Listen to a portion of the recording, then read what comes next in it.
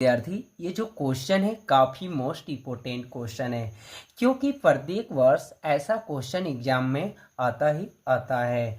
तो विद्यार्थी, ये जो क्वेश्चन है, सबसे पहले मैं बता दूं विद्यार्थी कि जो सिद्ध करना है अवतल दर्पण द्वारा F = R/2 या R = 2F। तो विद्यार्थी, हमें पता होना चाहिए कि इस डायग्राम में यानी किरण आरेख में पता होना चाहिए कि एफ की दूरी कहाँ से कहाँ तक है और आर की दूरी कहाँ से कहाँ तक है। ये हमें वास्तव में पता होना चाहिए, तभी हमें सॉल्व करने आएगा विद्यार्थी। ठीक है, तो चलिए हम इजी कॉन्सेप्ट के साथ इस क्वेश्चन को सॉल्व करते हैं। तो सबसे पहले मैं बता दूं विद्यार्थी कि ये अवतल दर्पण है, ये जो बाहर लगे ये कलई है, और यहाँ एक सबसे पहले प्रधान अक्ष या मुख्य अक्ष एक लाइन खींचना है। यहाँ पे ध्रुव होता है ये बिंदु, और ये फोकस है, और ये वक्रता केंद्र है। ठीक है, ये जो किरण है आपतित किरण है, और ये जो किरण है परावर्तित किरण। तो विद्यार्थी, आपको याद हो गया कि कोई भी मुख्य अक्ष के समांतर किरण जाएंगी और दर्पण से जब टकराएगी तो वो स्वयं फोकस से होके निकल जाएगी, क्योंकि आप विद्यार्थी किरण आरेख में जितने भी घटनाएं पहला घटित होगा वो हमेशा मुख्य अक्ष के समांतर किरण जाएगी और दर्पण से फोकस से होकर निकल जाएगी टकराकर। ठीक है, तो यह इतना कंप्लीट कर चुके होंगे विद्यार्थी। अब यहाँ पर ध्यान देना है विद्यार्थी कि मैं बता दूं कहाँ से कहाँ तक दूरी f का होगा और कहाँ से कहाँ तक की दूरी की वैल्यू r होगा। तो यहाँ पर हम लिख रहे हैं विद्यार्थी। ठीक है, तो यहाँ देखिए, यहाँ से लेके यहाँ तक की दूरी PC है।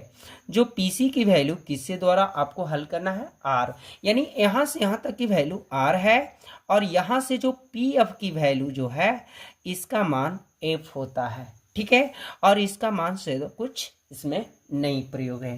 ठीक है, तो ये ध्यान रखना है कि विद्यार्थी कि हमें ऐसे क्वेश्चन को सॉल्व करना है कि जिसमें PC और PF आ जाए।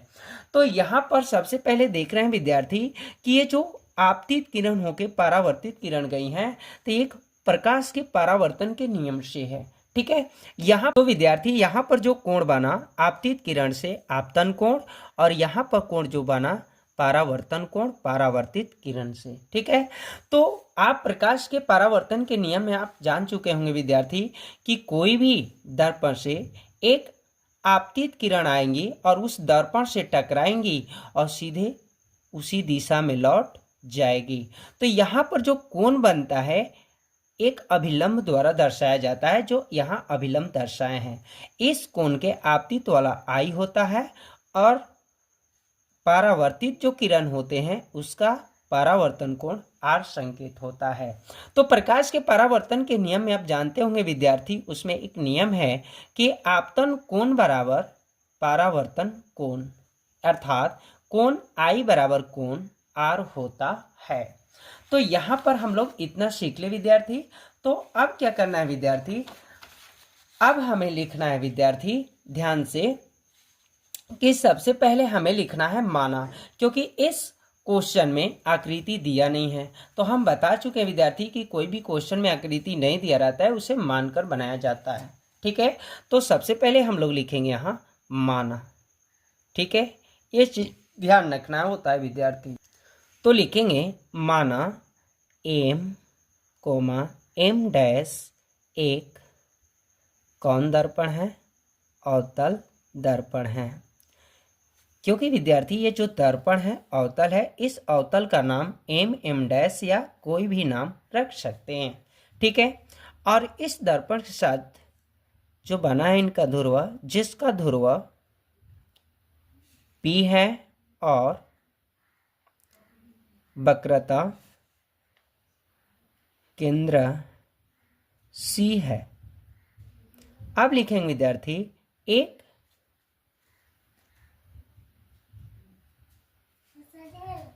तो लिखेंगे एक आपतित किरण AB है जो दर्पण से परावर्तन के बाद एक आपतित किरण है AB जो दर्पण से परावर्तन के बाद, ये परावर्तन की वैल्यू है, परावर्तन के बाद F से क्या करती हैं, गुजरती है, जिसमें CV जो है अभिलंब है। इतना लिख लेंगे विद्यार्थी, यानी जो घटनाएं घटित है उसको इसमें ऐड कर लेना है। अब विद्यार्थी आगे हम लोग लिखेंगे, यहाँ पे इनका जो प्रमाण है वो सबसे पहले हमें देना है। लिखेंगे, देखिए कोण I बराबर कोण R, तो कोण I किस में मैच किया है विद्यार्थी, तो कोण ABC में। तो विद्यार्थी ध्यान रखना, कभी भी 3 अक्षर में लिखेंगे तो मेन कोण को बीच में लिखा जाता है, बराबर R है तो कोण लिखेंगे CBF। देखिए मेन कोण आगे, और ये किन के वजह से बराबर है, तो परावर्तन के नियम से। इतना क्लियर हो गया। अब देखिए विद्यार्थी, ये कोण बराबर हो गया। अब यहां भी एक कोण बन रहा है, ठीक है, यानी ये कोण और ये कोण जो है आपस में बराबर होंगे। कौन से नियम से, एकांतर कोण के नियम से, ठीक है। यहां पर देखिए ये कोण और ये कोण, तो थोड़ा सा समझ लीजिए विद्यार्थी, यहां पर हम समझा रहे हैं। तो यहां पे देखिए एक मुख्य अक्ष लाइन दे दिए और एक आपतित किरण जो मुख्य अक्ष के समांतर हैं, और यहाँ पे एक लाइन ऐसे गुजरा है, इस बिंदु का नाम B और इस बिंदु का नाम C, ठीक है।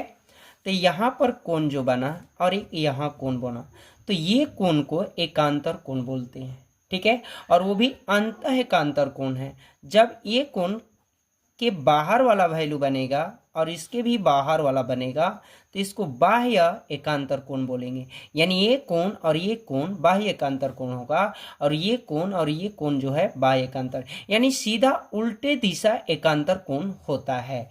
तो लिखेंगे विद्यार्थी यहाँ पे कोण ABC बराबर कोण BCF। ये क्लियर हो गया विद्यार्थी, किन के नियम से हुआ, तो यहां पर थोड़ा लिख लेंगे एकांतर कोण से। तो ये जो है पहला घटना हो गया विद्यार्थी, और ये हो गया दूसरा घटना, ठीक है। तो विद्यार्थी यहां पर अंतः एकांतर कोण भी लिख सकते हैं या एकांतर कोण से, ठीक है। अब लिखेंगे विद्यार्थी समीकरण 1 और समीकरण 2 से। यहां पर देखिए विद्यार्थी, घटनाएं जो घटित हुआ, 2 घटनाएं हुआ समीकरण 1 और समीकरण 2 से, तो ये बराबर हो गया, तो बराबर भाग जो है कट गया, यानी कोण CBF बराबर कोण BCF। इतना कंप्लीट हो गया विद्यार्थी। अब देखिए हमारा जो कोण है CBF ये कोण हो गया, BCF यानी ये कोण हो गया। तो ये कोण और ये कोण, 2 कोण मिल गया। कौन से त्रिभुज में मिल रहा है, एक त्रिभुज का निर्माण हो रहा है विद्यार्थी, जिस त्रिभुज का नाम लिखेंगे BCF में। लिख लिया। तो BCF में क्या कोण बराबर था, कोण CBF बराबर कोण BCF, ठीक है। तो यहां पर देखिए विद्यार्थी, ये जो कोण है CBF यानी B जो कोण मैच किया है, तो कोण के सामने वाला भुजा ये मान हो जाता है, यानी इस कोण का भुजा मान जो है CF, और यहाँ पे ये कोण जो बन रहा है, 3 अक्षर में कभी भी कोण रहे तो मेन कोण बीच वाला होता है, तो ये कोण C है, तो कोण इसके सामने भुजा का माप BF, ठीक है। तो ये कोण वाला वैल्यू समझ गए होंगे विद्यार्थी कि ये कोण के सामने ये भुजा होता है, ये कोण के सामने ये भुजा, और यहाँ पर जब कोण बनता है तो इसके सामने ये भुजा हो जाता, ठीक है। यहाँ कंप्लीट हो गया। तो लिखेंगे विद्यार्थी समीकरण कौन हो गया, तीसरा, ठीक है। अब नेक्स्ट लिखेंगे विद्यार्थी हम लोग, अब थोड़ा सा ध्यान देना है कि हमारा जो है CFBF यानी CF जो मैच थोड़ी सी पॉइंट्स में इस मुख्य अक्ष में आ रहा है, क्योंकि PC बराबर R चाहिए और PF का वैल्यू F होता है, तो ये यूज हमें होना चाहिए। तो लिखेंगे विद्यार्थी, ये जो आप देख रहे हैं, जो ये लाइन जो है इस लाइन के समान हो जाएगी। क्यों? क्योंकि इस दर्पण में जो बिंदु बी है वो पी के निकट हो जाएगी, यानी समझे पी तो जो बिंदु दिखाई दे रहा है वो समझो बी के समान है, यानी यहाँ बी जो है यहाँ समझिए पी के यहाँ आ गया, अर्थात ये दूरी जो है इसके क्या हो जाता है, बराबर हो जाएगा। ठीक है विद्यार्थी, तो हम लोग लिखेंगे चूंकि दर्पण के निकट बिंदु जो हैं बी बिंदु पी पर है। ठीक है, अर्थात बी एफ बराबर हम लोग समझेंगे विद्यार्थी, थोड़ा सा ऊपर करते हैं, तो यहाँ पर इसको ऊपर कर लेते हैं,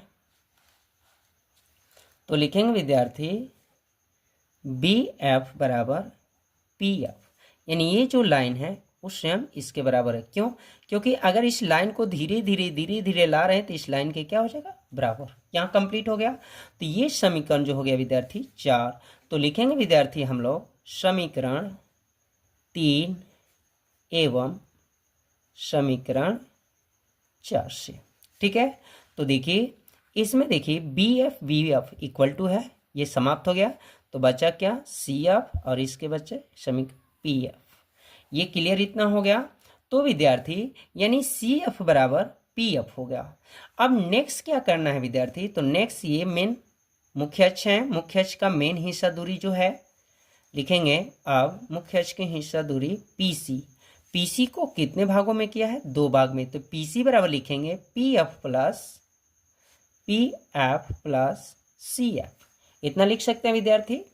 पीसी बराबर P F plus C F, क्योंकि 2 भाग है तो 2 भागों को ऐड करेंगे तो पीसी प्राप्त हो जाएगा। समझ गए क्या? ठीक है, अब लिखेंगे पीसी बराबर पी एफ की वैल्यू पता है कि एफ से दर्शाया जाता है, परंतु सी एफ की वैल्यू नहीं है, तो सी एफ की जगह क्या है, बराबर पी एफ, तो सी एफ की जगह हमने नोट कर दिया पी एफ। ठीक है, अब देखिए पी एफ ऐड करिए 2 एफ हो जाएगा, तो पीसी का वैल्यू किससे दर्शाया जाएगा, आर से, और ये पी एफ की वैल्यू एफ, अर्थात हम लोग लिख सकते हैं विद्यार्थी एफ बराबर R/2। ये क्या हो गया विद्यार्थी, प्रूव्ड हो गया।